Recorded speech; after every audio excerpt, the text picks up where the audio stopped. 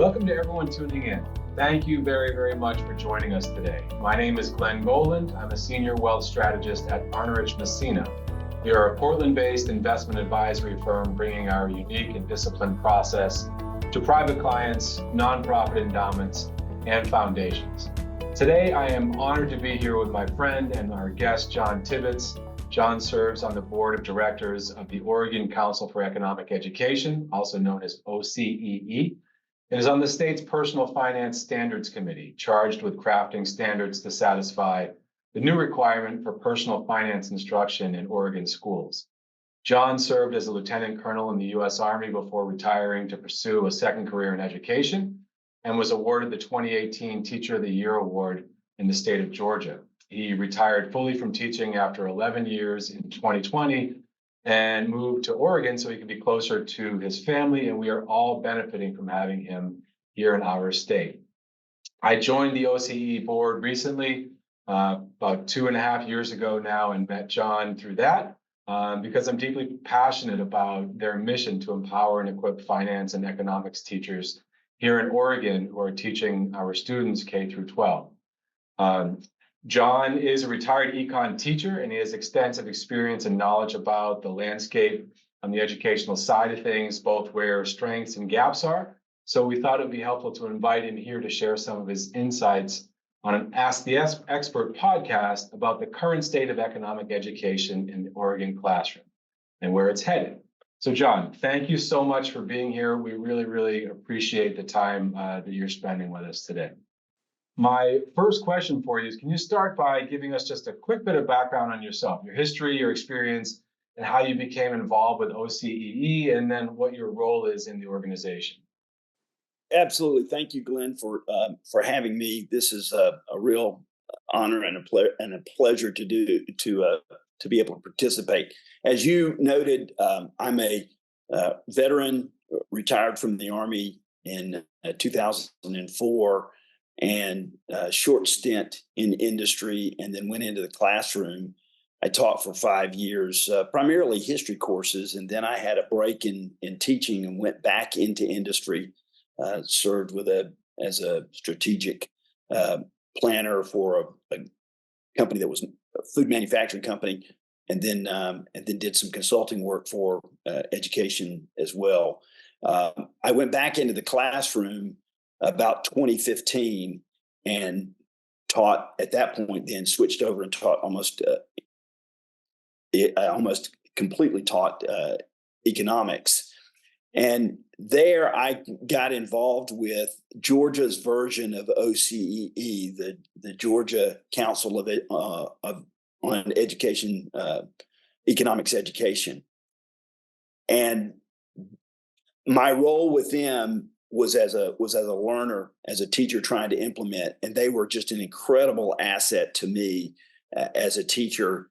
There's just an incredible wealth of information out there to help economics teachers do their job better. And the Georgia Council, our counterpart there, was instrumental in me being able to do what I did. Ultimately, I became the Georgia Teacher of the Year in 2018. And then when I retired and we were moving out here to Oregon, I thought there was an opportunity for me to give back sort of what I had received in Georgia to maybe serve with a similar council out here in Oregon. So I contacted the Oregon Council, and they put me on the board, and I've been doing that now since we moved out here in the summer of 2020. And I also substitute teach in the Portland Schools District. So that gives me a good flavor, I think, for kind of what's going on. My hand on the till is being able to figure out what's actually happening within the classroom right now. So my role at the OCEE is, as I'm now the board chair. I've been doing that for now about 6 months, and so we're rocking along. And our goal kind of is to build the organization up so we'll be a player similar to the Georgia Council was with me and instrumental. I would love to see the Oregon Council become instrumental for Oregonian teachers as well. Awesome. Well, as a parent of a couple of kids going through that system, I appreciate those efforts.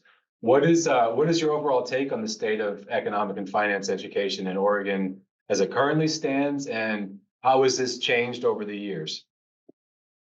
So it's a real hit or miss scatter shot right now. At one point in time in the late 70s, Oregon was actually a national leader. Economics was required for graduation. That requirement went away, I think, in the mid to late 80s. And so there are standards within the Oregon social studies curriculum, and economics happens to fall within the social studies realm. So that's why it's there.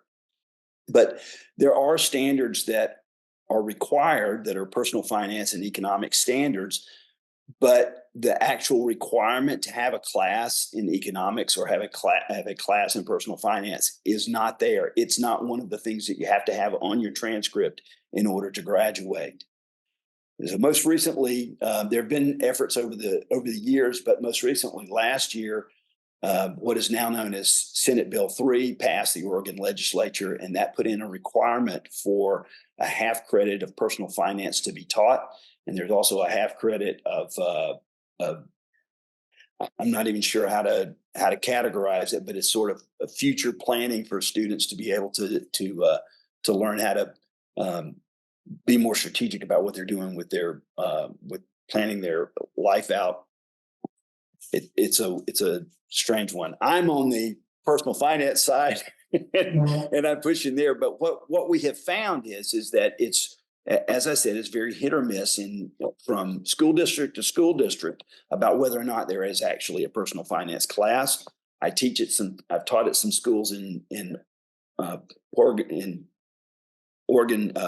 Portland's public school system that are advanced microeconomics and advanced macroeconomics, and those kids are amazing at what they do. And there's also personal finance classes, but it's not a requirement. It will become a requirement in 2026, and that's what we're doing as part of this effort with the Department of Education to do that. Got it. Sorry to cut you off, John. Can you share with our listeners a little bit about how OCEE is working to help the state prepare teachers for the reality of Senate Bill 3? Well, we have two members. One of our former economics teachers of the year is on that standards commission, and I happen to be selected on it as well. And so right now, what we're doing is we're trying to write the standards that the state will pass for the personal finance course. One of my biggest concerns is that it's still not a firm requirement that they have personal finance as a class. In fact, I was just sitting in a meeting before this one, and the topic came up. And so there's some wiggle room, if you will, on the local level for school districts to maybe give their students personal finance topics in other classes, and that meet the requirement for graduation. And I think I personally think that's a dangerous, slippery slope. We ought to be more, a little bit more stringent in requiring personal finance to be taught. And maybe that's what we'll get to. Maybe it's just in the implementation they're trying to allow some variations. But I hope at some point in time somebody steps up and says we need a personal finance class, just like the law says we need a personal finance class. Got it. One of the things that struck me in my time that I've known you and since I've been involved with OCEE is the number of activities that the group has sort of their hands on that's outside of just trying to get prepared for the personal finance in the classroom. Can you take a minute just to share with our listeners a little bit about the other programs that OCEE is involved with that are helping kids in our state get more engaged in this subject matter? Absolutely. One of our really successful programs, I think, is the stock market game.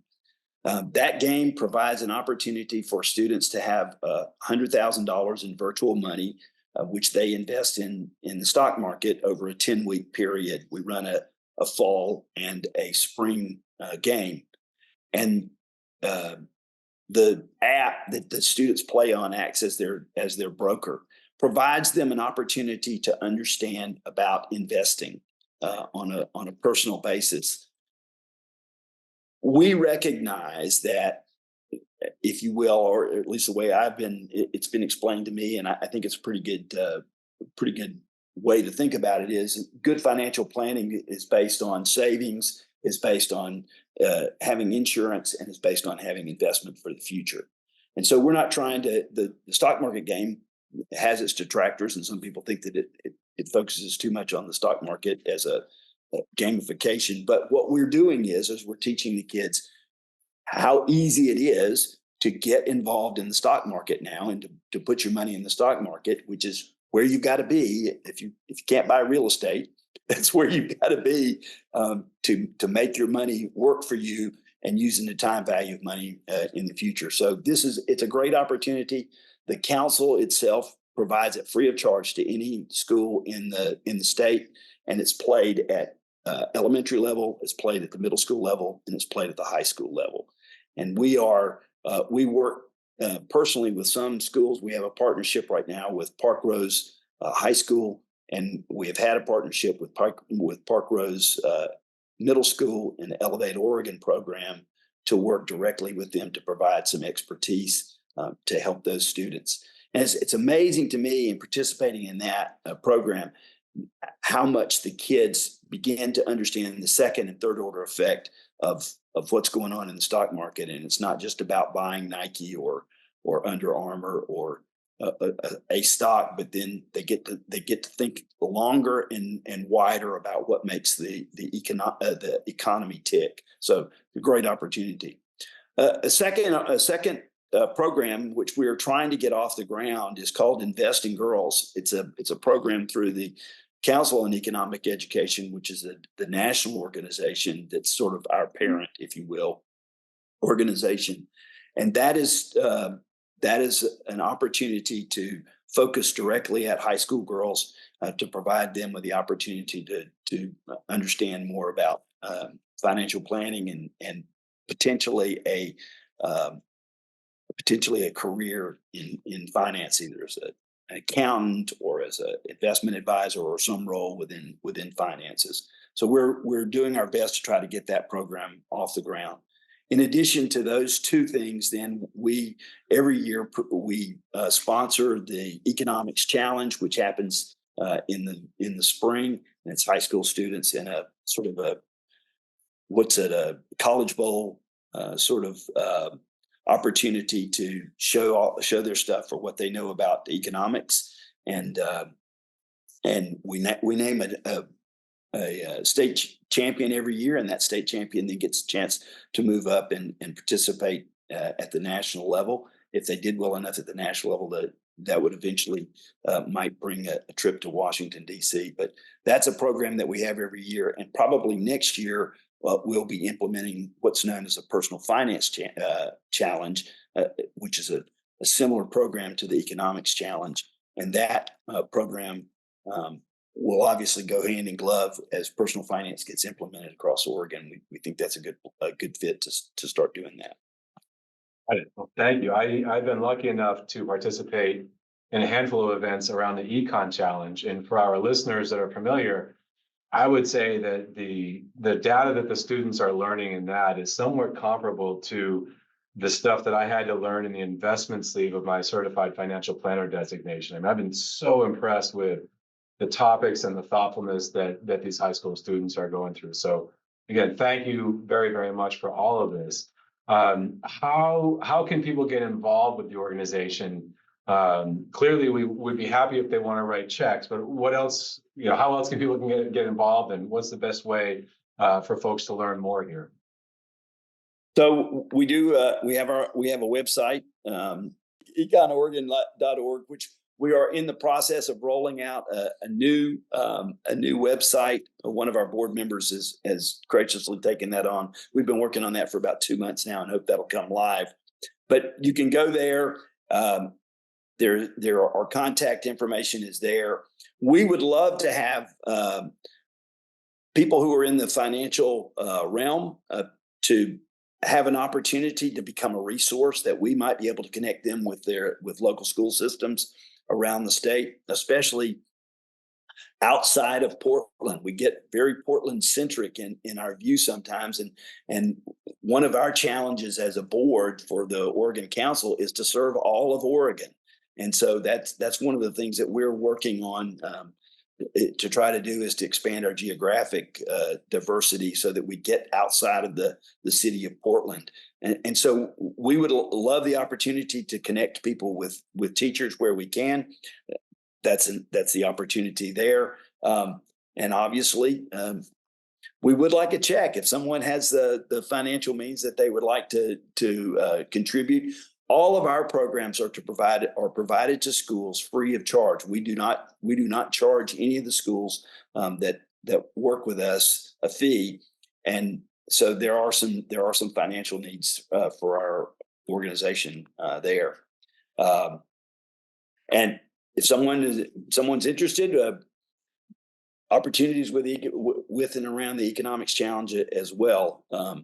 At some point in time, hopefully in the next year or so, there may be an opportunity for us to put on some teacher workshops that would connect teachers into industry and essentially take field trips or summer learning opportunities. And so if there are some folks who have industry that are industry leaders, and they would like to help us in that effort and offer their organizations for something that we could help put together teachers to come and tour and understand more about what their organizations do. Obviously, the more the teachers understand about what industry is doing and what opportunities there are, the better their chance to be able to pass that along to their students and show students what's in the realm of the possible out there. Got it. Well, I hope this goes without saying, but at Arnerich Massena, our doors are always open to you and any group of teachers that you want to bring in to talk about that sort of thing. So for folks at home, econoregon.org. John and I would love your help, whether it's time, blood, sweat, money, whatever you got that we can contribute to help with the effort. We would really love it, because we're really doing some important stuff, I think, here. So John, thank you so much for your time. Again, econoregon.org. You can also visit our website at arnerichmassena.com. Check out our blog for more interesting podcasts and articles on relevant topics. John, thank you a million times over for the work you're doing for all of the students across the state. Thank you for your time today. Thanks for being a good friend, and thanks to our audience for joining us. Thank you for listening to Arnerich Massena's podcast. Please see the podcast description for important copyright and disclaimer information.